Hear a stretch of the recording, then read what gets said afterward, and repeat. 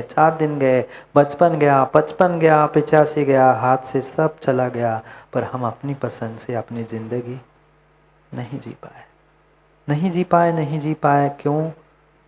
यही यही यही विकल्प पुनः पुनः सताता है कि कौन क्या कहेगा, कौन क्या कहेगा, कौन क्या कहेगा, कौन क्या कहेगा। ये संसारी जीवों के परिणाम परिणति ऐसी है कि कहीं ना कहीं उसे लगता है कि मैं भी अकेले में कहीं एकांत में जाकर मैं भी जैसे जैसे वो बच्चे लॉलीपॉप चूसते हैं, चूसे कभी लॉलीपॉप बचपन में? तब आते हो नहीं आते हो पता नहीं, पर बच्चों को कभी कभार चूसते हुए मन में एक बार तो लगता है कि अरे देखो, उसको तो कोई किसी से मतलब नहीं है, वो अपने अपने अपने आनंद में जी रहा है, जब चाहा चूस लिया, जब चाहा फेंक दिया। हम 50 बार देखते हैं, कोई देख तो नहीं रहा है, कोई कुछ कह तो नहीं रहा है। यही जीवन, यही मेरी सोच, यही मेरी परिणति मुझे दुखी बना रही है और कुछ नहीं। हम अपने अपने स्वयं के भावों को, अपने परिणामों को, अपने आप को समझने का प्रयास करें ना। जब तक हम अपने आप पर विश्वास नहीं कर रहे हैं, अपने स्वयं के पसंद, अपने स्वयं के चॉइस पर हमें विश्वास नहीं है, फिर किस लिए जीवन जीना? मात्र मात्र दूसरे के लिए जीवन जीना हमारा जीवन का ढोना है, जीवन का आनंद नहीं है। कितना ले पाए जीवन का हम आनंद? 1 मिनट, 1 पल भी एकांत में बैठकर हम जीवन का सच्चा आनंद नहीं ले पाए, क्योंकि हम दूसरों के लिए जीते आए। हम अपने लिए, अपने स्वयं के भावों को, अपने परिणाम, अपनी परिणति को अपने चॉइस से समझे ना। क्यों हम दूसरे के लिए, दूसरे के चॉइस से जीना चाहते हैं? जिस दिन हम अपनी ज़िंदगी अपने तरीके से, अपने स्वयं के मापदंड से जीना सीखेंगे, उस दिन से ही मेरा जीवन बदलेगा और उस दिन से ही मेरे जीवन में बहुत सारी खुशियाँ तत्क्षण से प्रारंभ होगी। है ना आपके घरों में खुशियाँ? बोलो हाँ। घर में नहीं, अपने भीतर बता दो, अपने ही भीतर बता दो, पप्पू भाई कितने खुश हैं हम। सब कुछ है, सब कुछ है, सब कुछ है, सब कुछ है। साधनों में कहीं से कहीं तक कमी नहीं है, एक से बढ़कर एक साधन है जो जो किसी सामान्य व्यक्ति के पास नहीं होंगे। ऐसे उत्कृष्ट से उत्कृष्ट साधन हमने सुख के और खुश होने के जोड़ के रखे हैं, पर क्या उन साधनों को प्राप्त करने के बाद भी रफीगंज ज्ञानी खुश है? नहीं है। कहने के लिए दुनिया के सामने तो झूठी झूठी कहनी पड़ती है, नहीं नहीं ठीक है, चल रहा है, बढ़िया है, मस्त है, पर अपने दिल से पूछो ना। ऐसा नहीं कहते ना माँ, ऐसा नहीं कहते ना, कोई पूछने आ जाए कैसे हो, क्या कहते? ठीक है, बढ़िया है। दिखाते तो ऐसे कि मेरे जैसा तो कोई खुश है ही नहीं है, पर मन में तो ऐसा लगता है, बताऊं सही सही, मेरे जैसा तो दुखी कोई है नहीं। हम किसके साथ छल कपट कर रहे हैं? हम किसके साथ मायाचारी कर रहे हैं? हमें स्वयं का बोध ही नहीं है। स्वयं के इन राग द्वेष परिणामों से, अपने पराये परिणामों से दूसरों को मैं अच्छा दिखा दूं, दूसरे के लिए मैं अच्छा बन जाऊं, ये मेरी सोच ही मुझे दुखी कर रही है। ये सोच ही मेरे लिए कर्मों का आश्रय बंध करते हुए मात्र वर्तमान में नहीं, भविष्य के लिए भी दुखी कर रही है। कभी तो अपनी सोच को हम बदलने का प्रयास करें। मेरे भीतर कितने कितने कितने विशुद्ध भाव होते हैं। कई बार लगता है कि मैं छोड़कर क्यों पी के जैन साहब, नहीं लगता? कई बार ऐसा लगता है कि बस बहुत हो गया, अब तो अपना कल्याण करना है, अपने लिए जिंदगी जीना है। पर वह बात मात्र सुबह तक होती है। शाम को जैसे ही पुनः बेटे की माँ आती है, प्रेम से बात करती, लगता है अब अकेली क्या करेगी, थोड़ा सा और करते करते पूरी जिंदगी समाप्त हो गई। हम अपने लिए जिंदगी जिए, हम अपने परिणामों को समझे। मैं कौन हूँ? मुझे ये जो मनुष्य पर्याय का जीवन मिला है, ये मनुष्य पर्याय का जीवन क्यों और किस लिए मिला है? इसका बोध किए बिना, इसका बोध किए बिना मेरा जीवन कभी कभी नेक हो नहीं सकता, कभी नेक नहीं हो सकता। हम अपने आप से पूछे ना, अपनी खुशियों के लिए हमने आज तक कितनी ईमानदारी से जीवन जिया, कितनी ईमानदारी से जीवन दिया। कभी घर के लिए, कभी परिवार के लिए, कभी समाज के लिए, कभी कभी पता नहीं किन किन कारणों को लेकर हम अपनी खुशियों को छोड़कर दूसरों को खुश करने के चक्कर में जीते रहे। हंसराज जी, ऐसा है कि नहीं? हम दूसरों को कई बार दूसरों को खुश करने के लिए जीवन जीते हैं। माँ कितना ही कष्ट हो, कितना ही दुख हो शरीर में, फिर भी कोई घर में आ जाए तो क्या करना पड़ता है? पलंग पे पड़े पड़े काम हो जाता है। कोई आए नहीं आए तो भी काम करना ही पड़ता है, तो भी काम करना ही पड़ता है। क्यों?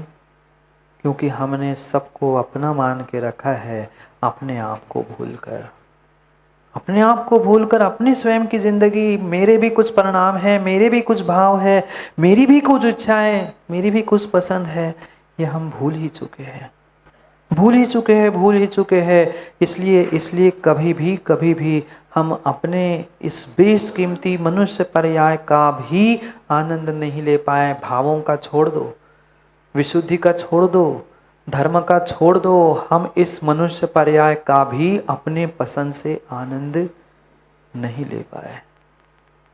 ले पाए, क्योंकि हमारे जीवन का मापदंड दूसरा कोई हो चुका है। हम उसके हिसाब से जीना चाहते हैं, हम दुनिया के हिसाब से जीना चाहते हैं। मेरे भीतर भी तो बहुत कुछ था, मेरा भी जीवन मेरे लिए बहुत बेशकीमती था। वह त्रियंश श्रेष्ठ है जो अपनी जिंदगी अपने हिसाब से जीता है, मौज मस्ती करते हुए उसको कभी यहाँ, कभी वहाँ, कभी इस डाली पर, कभी उस डाली पर करते करते वे अपनी ज़िंदगी भी काट लेते हैं। हम तो सुबह उसी घर से निकलते हैं और शाम को कहाँ पहुँचते हो? पड़ोसी के घर में? नहीं पहुँचते पड़ोसी के घर में। बेचारे वे गाय भैंस बैल आदि जो बेचारे बंधे हुए हैं अशोक जी, उनके गले में तो बुरी तो नहीं मानोगे, और मान भी लो तो क्या कर लो, उन त्रियंशों के गले में फिर भी रस्सी है। वे रस्सी खींचकर वे कभी न कभी खूंटे तक बांधने के लिए उसका मालिक ले जाता है। आप विकास भाई बोलो ना, कौन सी रस्सी आपके गले में है? कोई रस्सी बंधी है?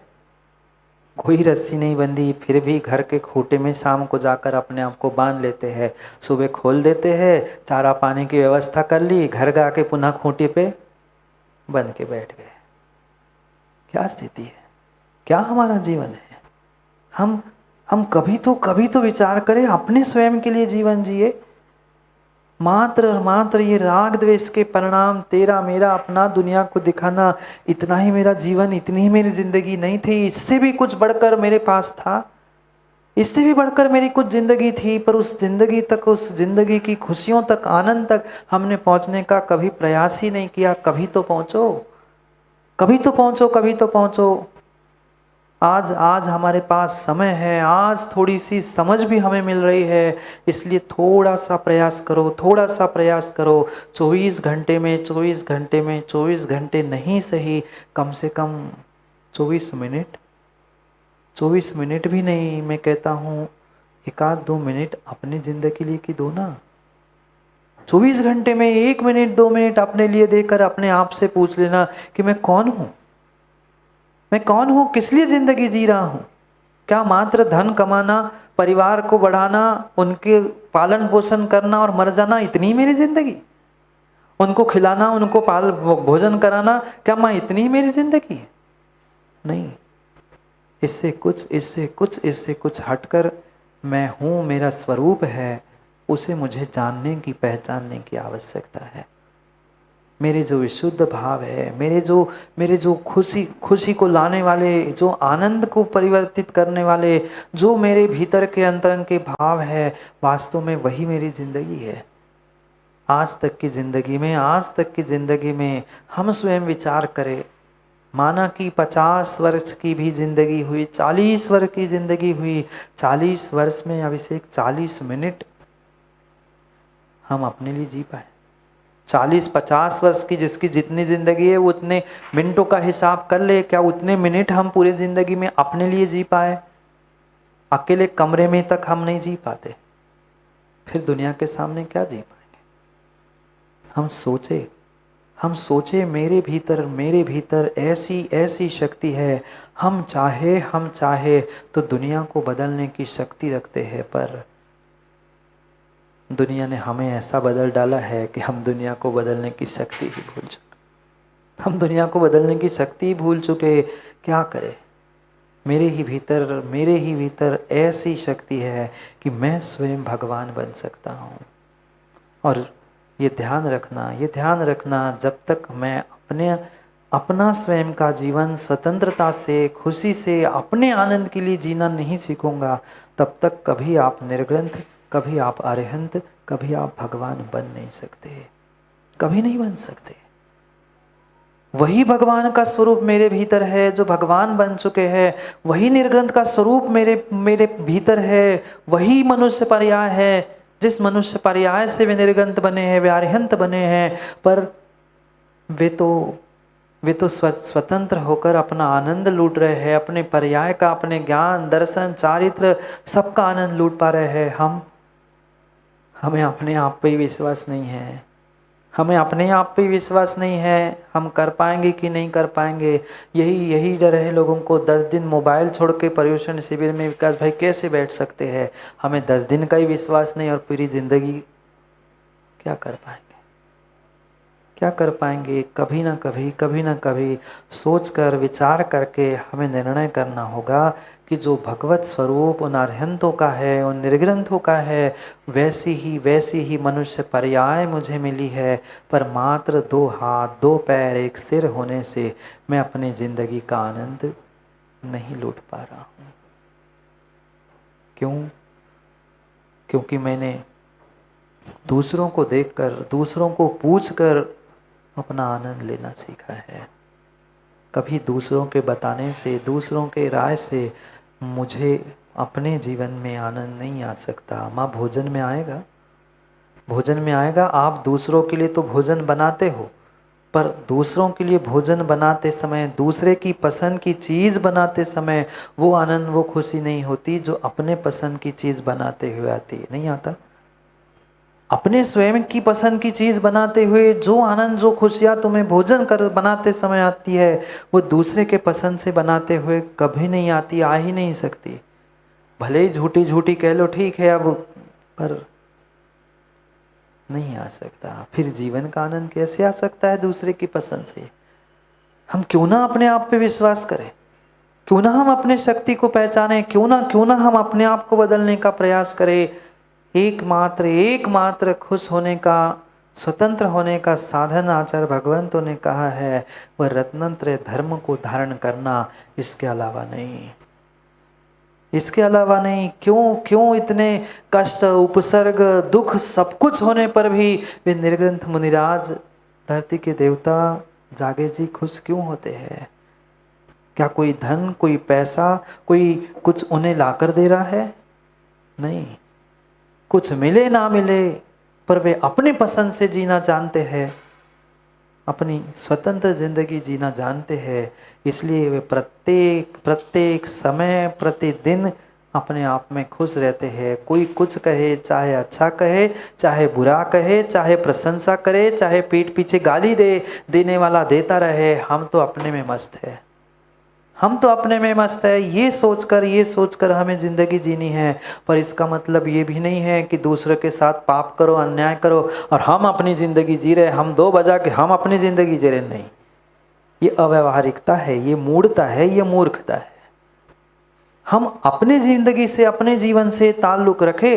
दूसरों को छेड़ना, दूसरों को परेशान करना, ये मेरी जिंदगी का वसूल नहीं है। अगर मैं अपनी ज़िंदगी को अच्छे से जीना जानता हूँ, चाहता हूँ, तो सामने वाले को भी अपनी ज़िंदगी जीने का स्वतंत्र अधिकार है। ये जो जानता है वो ही अपने जीवन में खुश हो सकता है, अन्यथा नहीं। आज काम कुमार नंदी महाराज हमें यही बात समझा रहे हैं। 2 श्लोकों के माध्यम से आप दूसरों को समझते हुए, दूसरों को देखते हुए क्यों व्यर्थ में राग द्वेष कर रहे हो? अपने स्वयं को पहचानो, अपने स्वयं के भावों को, अपने स्वयं की पसंद को पहचानो, अपनी जिंदगी को पहचानो। मेरे में बहुत बड़ी शक्ति है। जो ये भगवान बने बैठे हैं ना, जो ये निर्ग्रंथ अपने जीवन को खुशी से जी रहे हैं, वैसे ही मैं अपने जीवन को जी सकता हूँ, प्राप्त कर सकता हूँ। पर आवश्यकता मुझे अपनी पसंद, अपनी चॉइस खोजने की है। हम खोजे अपनी चॉइस, हम खोजे अपनी पसंद को। कभी तो कभी माँ पूरी जिंदगी के जो समय, जो अल्प काल बचा है, उन अल्प समय, अल्प कालों के बारे में विचार करें। वो भी अगर हम अपने पसंद से नहीं जी पाए, अपने अधिकारों को नहीं प्राप्त कर पाए, फिर हमारी जिंदगी किस बात की जिंदगी है? पढ़ते हैं पहले 2 श्लोकों को, फिर समझते हैं कि किस प्रकार से हमें नीति सिखा रहे हैं, जीवन को नेक बनाने की कला सिखा रहे हैं। वह नीति सुधा बिंदु ग्रंथ के माध्यम से 2 श्लोकों को पहले मैं पढ़ता हूँ, फिर मेरे बाद में आप पढ़ना। भावो भावम् इति ब्रूते प्रायः साधारणो जनः यो भावभिजानते भगवद् रूपं साश्रुयात् श्रद्धां विना वृथा ज्ञानं चारित्रं च तथैव तु श्रद्धा ज्ञानम चारित्रम च त्रयस्ते मोक्ष हेतवः। पढ़ो।